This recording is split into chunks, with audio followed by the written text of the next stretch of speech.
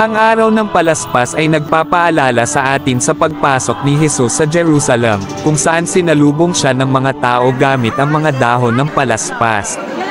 Simbolo ito ng pagdiriwang at pagpaparangal sa kanya bilang hari.